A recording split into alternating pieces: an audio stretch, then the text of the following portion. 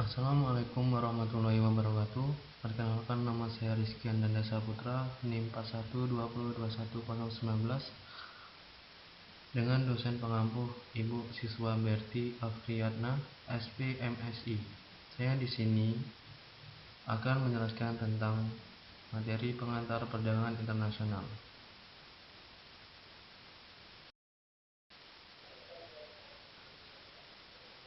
Definisi perdagangan internasional. Perdagangan internasional adalah kegiatan perekonomian dan perdagangan yang dilakukan oleh penduduk suatu negara dengan penduduk negara lain.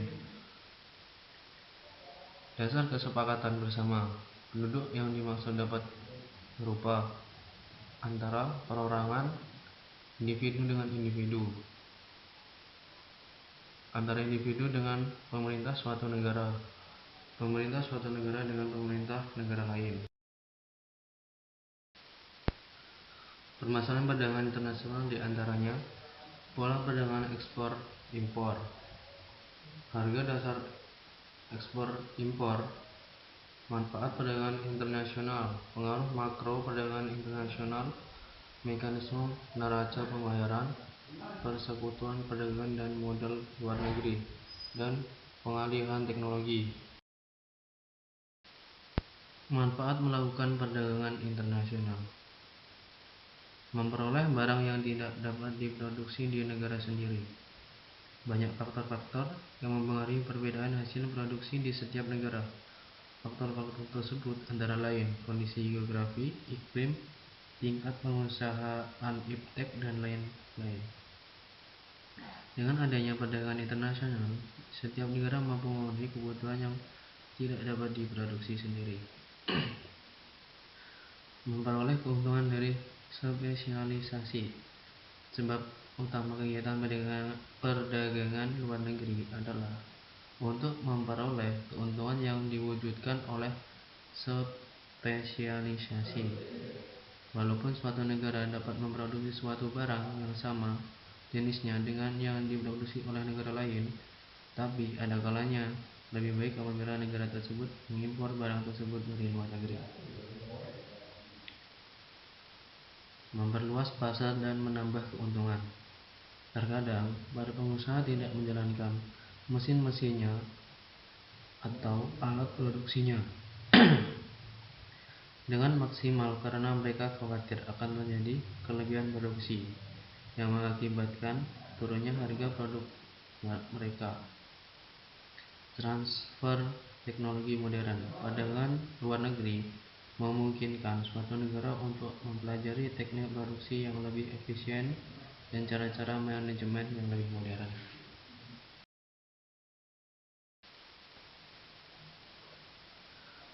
Sebab-sebab terjadinya perdagangan internasional. 1. Revolusi informasi dan transportasi. 2. Interdependensi kebutuhan.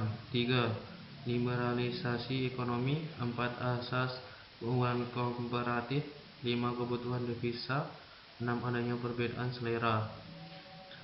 7. Adanya keanekaragaman kondisi produksi. 8. Perbedaan kebudayaan dan gaya hidup.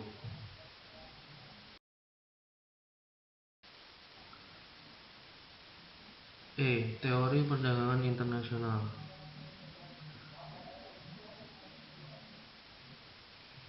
Teori perdagangan, teori keunggulan mutlak, absolute advantage.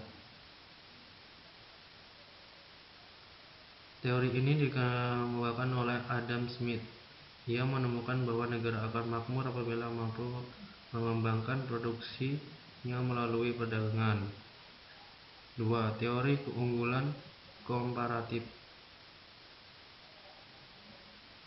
Teori yang dikemukakan David Ricardo dijelaskan tentang komparatif yang diukur dalam ongkos nyata yang mencerminkan ongkos tenaga kerja. 3. Teori permintaan timbal balik. Teori ini dikemukakan oleh J.S. Mill, yaitu mencari keseimbangan pertukaran antara dua barang oleh dua negara dengan perbandingan pertukaran atau menentukan dasar tukar dalam negeri. 4. Pandangan kaum merkantilisme.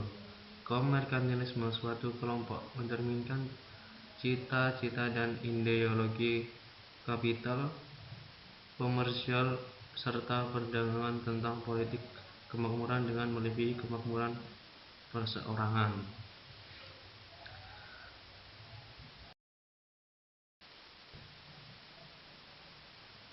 Kebijakan perdagangan. Perdagangan bebas adalah keadaan di mana pertukaran barang atau jasa antara negara terjadi dengan sedikit atau tanpa mengalami rintangan. Alasan para pendukung kebijakan perdagangan bebas adalah: 1. Perdagangan bebas cenderung memacu persaingan sehingga menyempurnakan skala ekonomis dan alokasi sumber daya. 2. Perdagangan bebas mendorong peningkatan efisiensi, perbaikan mutu produk, dan perbaikan kemajuan teknologi sehingga mengacu produktivitas faktor produksi. 3. Perdagangan bebas merangsang pertumbuhan ekonomi secara keseluruhan serta memupuk tingkat laba, tabungan, dan investasi. 4. Perdagangan bebas akan lebih mudah menarik modal asing dan tenaga ahli atau laba, tabungan, dan investasi.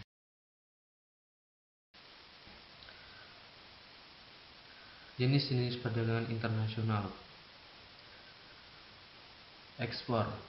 Ekspor biasanya adalah pengiriman barang ke luar negeri sesuai dengan peraturan yang berlaku yang ditujukan pada pembelian di luar negeri mempergunakan LC atau C letter of credit dengan ketentuan devisa. Ekspor tanpa letter of credit adalah barang dapat dikirim terlebih dahulu, sedangkan eksportir belum menerima letter of credit harus ada izin khusus dari Kementerian Perindustrian dan Perdagangan.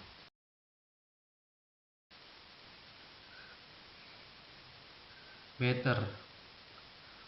Direct barter adalah sistem pertukaran barang dengan barang dengan menggunakan alat penentu nilai atau lazim disebut dengan denominator of value suatu mata uang asing, dan penyelesaiannya dilakukan melalui clearing pada neraca perdagangan antar kedua negara yang bersangkutan. Switch barter. Sistem ini dapat diterapkan bila mana salah satu pihak tidak mungkin memanfaatkan sendiri barang yang akan diterima dari pertukaran tersebut.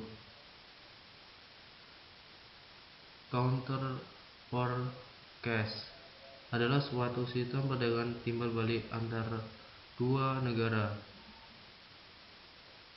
Buyback barter adalah suatu sistem penerapan ahli teknologi dari suatu negara maju kepada negara berkembang dengan cara membantu menciptakan kapasitas produksi di negara berkembang yang nantinya hasil produksi ditabung atau dibeli kembali oleh negara maju.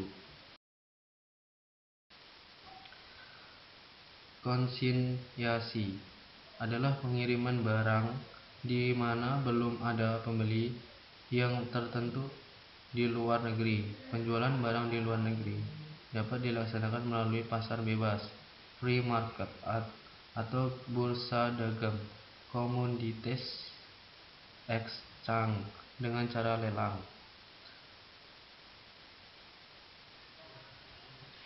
PKG deal.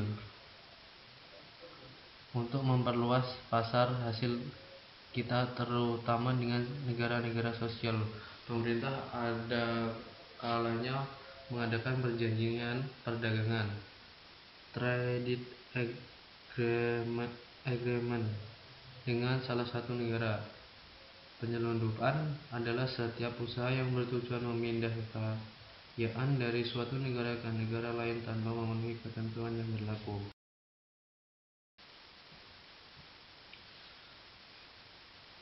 Border agreement. Bagi negara yang batasan yang dilakukan dengan persetujuan tertentu. Border agreement tujuannya penduduk perbatasan yang saling berhubungan diberi kemudahan dan kebebasan dalam jumlah tertentu dan wajar. Border crossing dapat terjadi melalui sea border, lintas batas laut, sistem perdagangan yang melibatkan dua negara yang memiliki batas negara berupa lautan. Perdagangan dilakukan dengan cara penyeberangan laut. Overland border, lintas batas darat, sistem perdagangan yang dilibatkan dua negara yang memiliki batas negara berupa daratan. Perdagangan dilakukan dengan cara setiap penduduk negara tersebut melakukan interaksi dengan melewati batas daratan di masing-masing negara melalui persetujuan yang berlaku. Kesimpulannya, perdagangan internasional adalah suatu kegiatan ekonomi dan perdagangan oleh penduduk suatu negara dengan penduduk negara lain di atas dasar kesepakatan bersama. Dibandingkan implementasi perdagangan domestik, lalu perdagangan internasional sangat rumit. Jual beli bebas adalah keadaan pertukaran barang atau jasa sedikit atau tidak ada pengalaman dengan apa yang terjadi antara negara rintangan.